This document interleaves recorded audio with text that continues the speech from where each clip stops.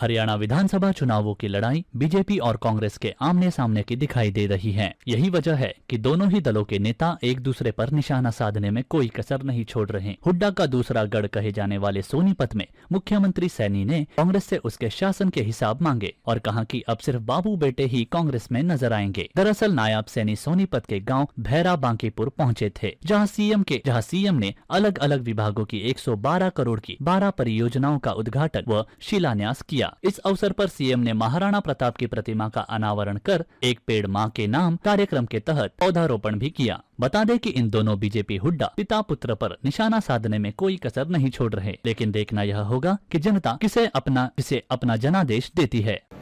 ये मेरा परम सौभाग्य है समाज और संस्कृति की रक्षा के लिए अपना पूरा जीवन लगाने वाले भारत माता के वीर सपूत महाराणा प्रताप की आज प्रतिमा का अनावरण करते हुए मुझे बड़ा गर्व और गौरव महसूस हो रहा है।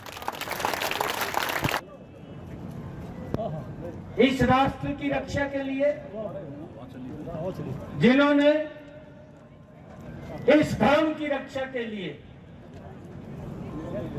किसी की पराजय स्वीकार नहीं की, घास की रोटी खाना मंजूर किया, परंतु किसी के आगे शीश नहीं झुकाया। ये कैसे महान योद्धा 309 ऐसे स्कूल जिनके नाम उन शहीदों के नाम के ऊपर रखे हैं, जिनसे हमें प्रेरणा मिलती है, जिन्होंने इस भारत भूमि के ऊपर अपने आप को कुर्बान किया। भाइयों, मैं ये भी देखता हूं, आप सब भी जानते हैं कि इतिहास को पूर्व के समय में इस प्रकार से प्रस्तुत किया गया है, उसका देखने का नजरिया वो विदेशी रहा है। और जिन लोगों ने इतिहास के बारे में बताया, भाइयों, वो लोग इस प्रकार से इस इतिहास को स्वदेशी नजरिए से हमें आज देखने की जरूरत है। जिनकी 10 साल तक हरियाणा में कांग्रेस रही, वो 4 सीट पेश करता फिर रहा चंडीगढ़ में। वो कह रहा कहा जी 10 साल का बताओ क्या करे। मैंने कहा भाई तो अपने उड़ी तो जा के ले, तन्ने 10 साल में क्या करे।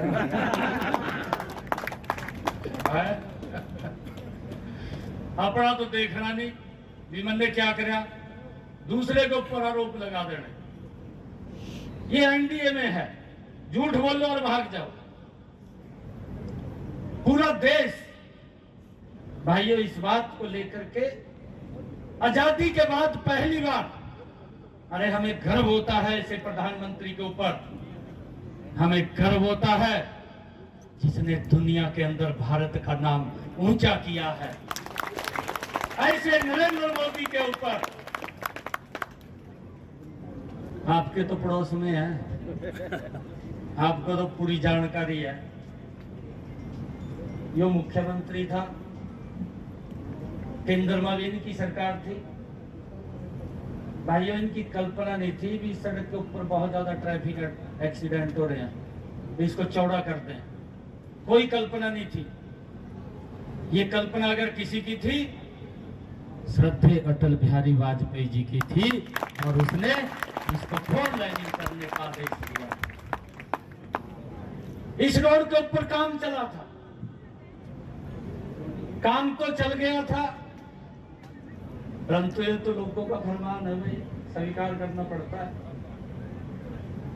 अटल जी को विपक्ष में बैठना पड़ गया, कांग्रेस की सरकार बनी, आपके सामने धीरे धीरे करके ये काम रुक गया।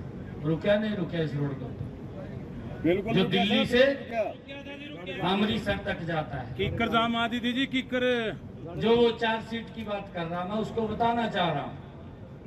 इस रूट के ऊपर काम रुक गया, लोग समस्याओं से जूझते रहे, हर रोज एक्सीडेंट होते थे, हर रोज जाम लगते थे, यहां से दिल्ली जाने में 2 घंटे लगते थे।